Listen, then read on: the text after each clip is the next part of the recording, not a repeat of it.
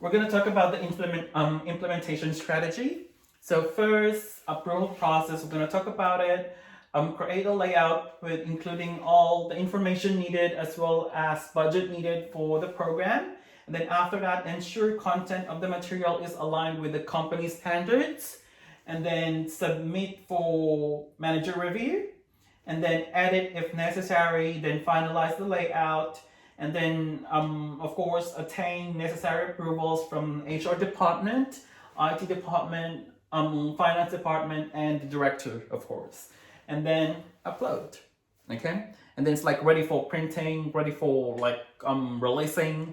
So yeah, and then staff training. Of course, this program is new to us, and not most of us are like experienced with parenting, like the difference of breastfeeding and bottle feeding. So we don't know that. Okay, so it is necessary for us to conduct a training in order for us to deliver this program in a good way or like successfully. Okay, so first, assess training needs. So with the new program, staff members must be trained and educated with the services of the program, such as difference of breastfeeding and bottle feeding, which like I mentioned earlier. So health of the baby, financial planning, and etc.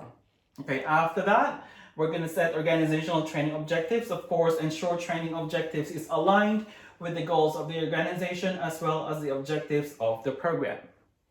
And then create training materials. Of course, we're going to prepare PowerPoint presentations, videos, flip charts, posters, or we're going to do role-playing activities. So as for us to like experience how it is being done, like maybe carrying a baby, like how to start breastfeeding, and then we're gonna teach them how do financial planning, and we're gonna teach them to create a budget and all.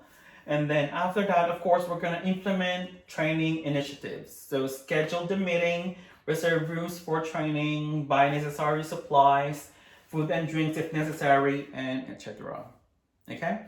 And then lastly, of course, we're gonna evaluate the training, and we're gonna do an observation during the training, and then ask your opinions with the training that you are attending, and then provide feedback forms or online service for us to know if the training is effective or does it need revisions, does it need improvement in delivering. So we want you guys to help us with the training, okay?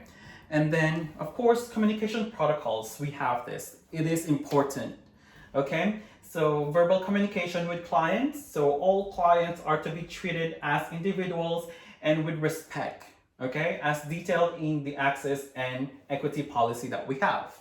And then email communication. So, of course, do not send email if the issue is important or if it requires immediate attention, okay? If like the request is ASAP, you need to call the person or you need to talk to the person face to face. Okay, you do not send email if the issue or if the subject matter is important. And then ensure email or subject title is relevant to the content of the email. Okay, and then keep the email short and highlight the important details. And then do not forward email without checking the content, as privacy and confidentiality is important and must be practiced at all times. Okay, we do not forward emails without checking the content. So who knows, there's like important or like a private matter that cannot be forwarded to other team members who are not included with the thread or like the email thread, or they are not part of the conversation. And then security of email accounts is the responsibility of the user or the employee and must prevent this from unauthorized access, including details of username and password. Okay, that's simple. You do not share your usernames and password. Okay, and then social media communication. So this is important, so try to remember this, because since we are going to use Facebook as the platform in informing the clients or like the public, we need to follow these protocols. Okay, so first, avoid sharing confidential information, which includes private information about team members, private communications, and sensitive information, and etc.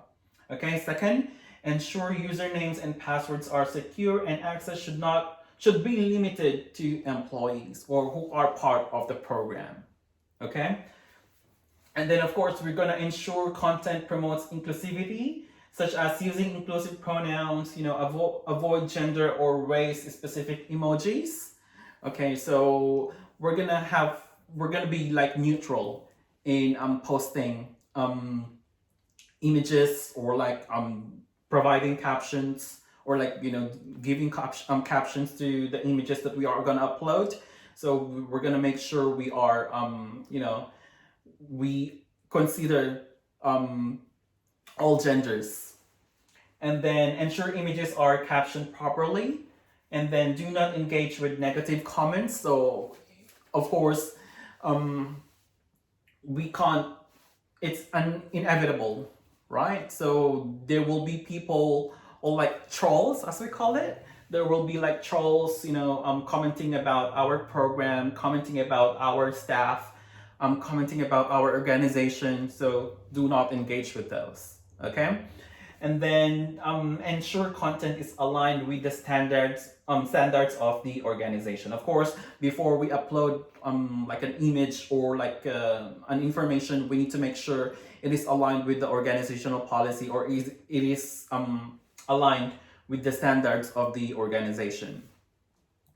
And then media communication. This is not important, but just for the sake of discussion, we're gonna let like some protocols in regards with media communication. So first, staff members are not permitted to speak to the media or provide information on behalf of the organization without the approval of the director. So it's like someone, like a person from the media, like approach you and ask you questions. Do not say anything, okay? Because it is unauthorized.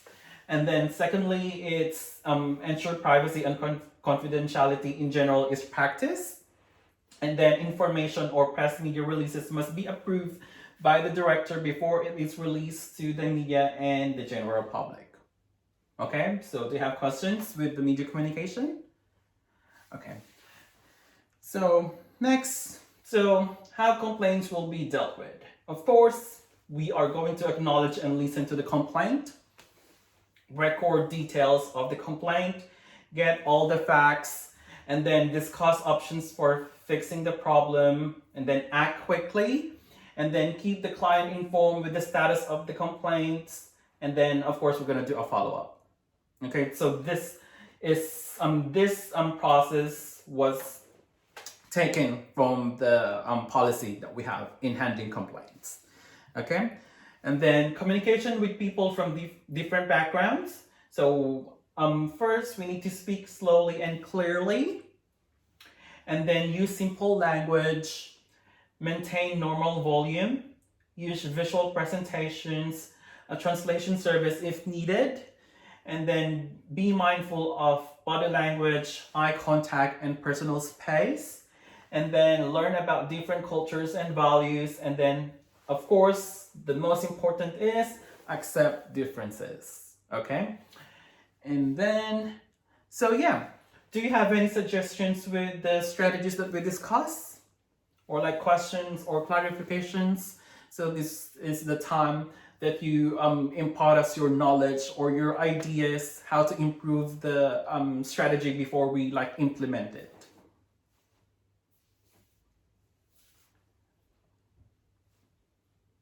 No? Okay. So yeah, thank you, and that's the end of the communication strategy. I hope you learned something, and we will keep you updated.